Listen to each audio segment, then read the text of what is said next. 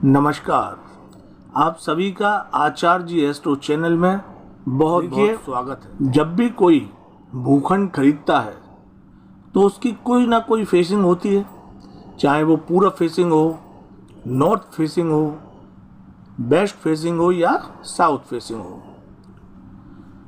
तो हम मुख्य द्वार कहाँ बनाएंगे ये चीज़ आज समझेंगे। देखिए, शुरू करते हैं दक्षिण दिशा की तरफ से, क्योंकि दक्षिण दिशा यानी कि दक्षिण फेसिंग या दक्षिण मुखी जब कोई भवन बनता है तो लोग उसे बहुत अशुभ समझते हैं। और देखिए, इसमें कोई दो राय भी नहीं है अगर वो ऐसा समझते हैं तो। पर ऐसा है क्यों, इस बात पर ध्यान दीजिए। देखिए, वास्तु ऐसा कहता है कि दक्षिण दिशा की तरफ से जो वेव्स घर के अंदर प्रवेश करती हैं वो नेगेटिव ऊर्जा ज़्यादा लेकर के आती हैं, जिससे कि घर के माहौल में नेगेटिविटी धीरे धीरे फैलती है। बिल्कुल सही बात है ये।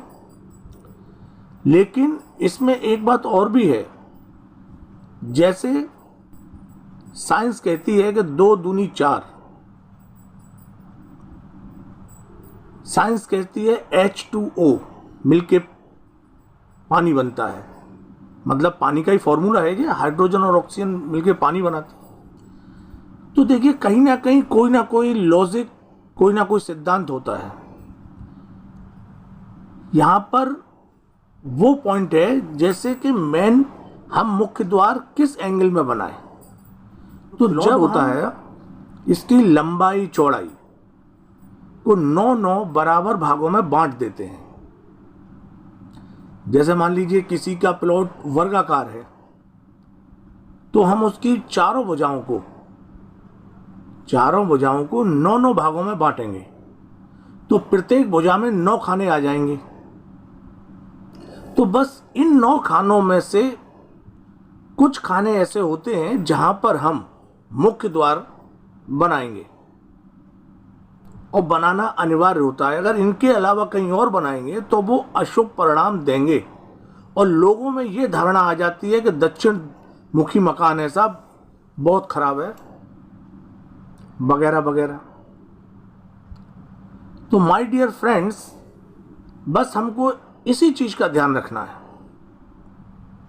कि वो खाना कौन सा होना चाहिए। तो देखिए, ये एक प्लॉट है जो आप देख रहे हैं, A, B, C और D स्क्वायर ले लिया है, यानी वर्गाकार ले लिया है। लेकिन अगर ये रेक्टेंगल भी हो तो कोई प्रॉब्लम नहीं है, क्योंकि देखिए, ये भुजा जो साउथ की है, यहाँ से B से लेके और C वाली, इस पूरी भुजा को हम 9 बराबर भागों में बांट देंगे। अगर मान लीजिए किसी की इसकी जो लंबाई है जो 60 फुट है, तो 60 फुट को हम 9 भागों में बांटेंगे, यानी कि 9 से डिवाइड कर देंगे 60 को। जो भी आ जाएगा उतने का ये खाना बन जाएगा, और 9 खाने बनेंगे। ये ब्लॉक बन गए 9, 1 2 3 4 5 6 7 8 9। इसी तरह से तो माय डियर फ्रेंड्स, जब आप इसमें ब्लॉक बना लेंगे 9, तो हम जो मुख्य दरवाजा रखेंगे वो इस 4th और 5th वाले ब्लॉक में रखेंगे, मतलब बनाएंगे 4th में और 5th में। यहां से हम मेन एंट्रेंस हम यहां से देंगे। घर का जो प्लॉट में जब हमारी एंट्रेंस होगी तो यहां से होगी। बस इस चीज का ध्यान रखना है। और लोग दक्षिण मुखी का नाम सुन के इस तरह से घबरा जाते हैं जैसे कि कितनी खतरनाक चीज उन्होंने सुन ली। कुछ लोग तो ऐसे भी होते हैं जो दक्षिण मुखी का नाम सुन के कतई नहीं खरीदते। देखिए, मैं किसी की भावनाओं को ठेस पहुंचा नहीं रहा हूं, वास्तु के सिद्धांत को सिर्फ बताने की कोशिश कर रहा हूं। तो हम 4th और 5th में अपना मुख्य एंट्रेंस द्वार बनाएंगे। यह हमेशा याद रखें।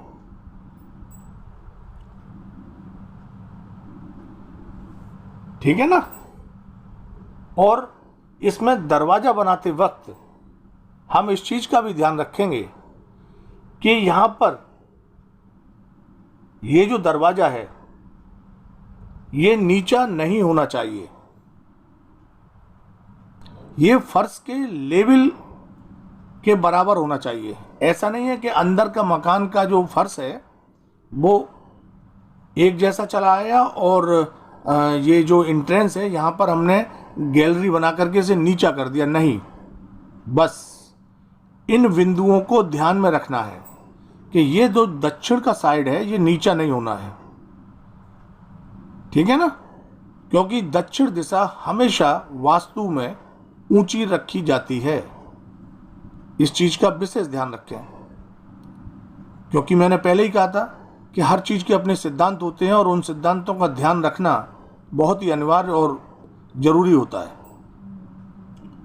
जब हम इन चीजों का ध्यान रखेंगे ना तो दक्षिण दिशा का जो हवा है वो सारा खत्म हो जाएगा।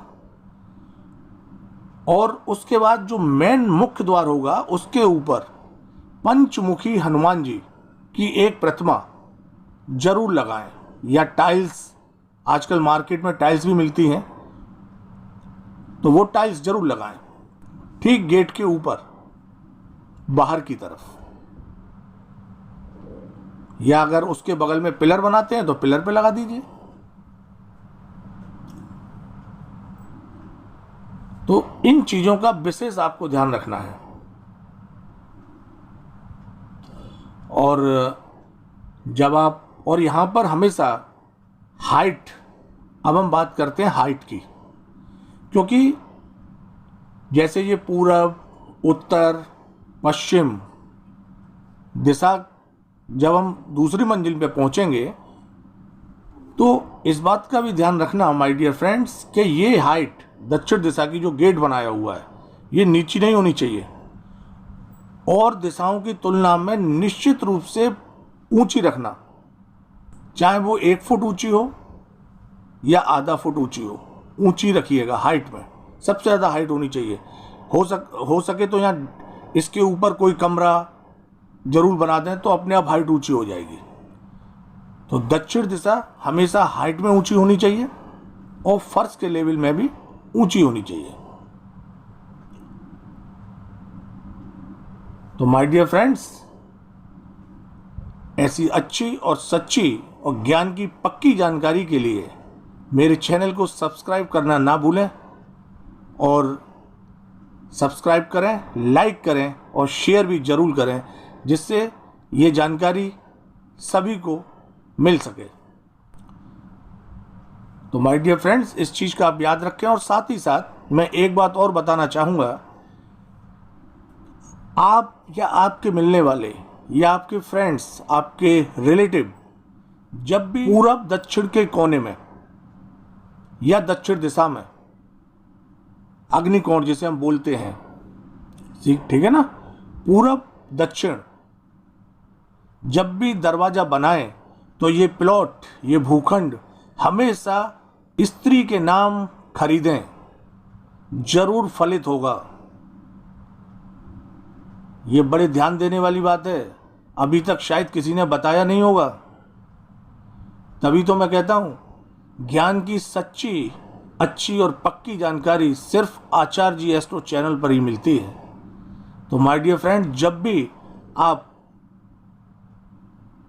पूरब दक्षिण के कोने में मुख्य द्वार बनाएं तो इस प्लॉट की रजिस्ट्री अपनी पत्नी के नाम, अपनी मां के नाम, कहने का मतलब है कि फीमेल के नाम जरूर करना, निश्चित रूप से फलित होगा।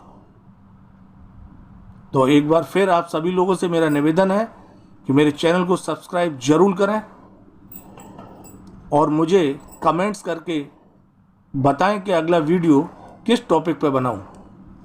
आपके कमेंट्स के इंतजार, आचार्य जी आपके कमेंट्स के इंतजार में। नमस्कार, धन्यवाद।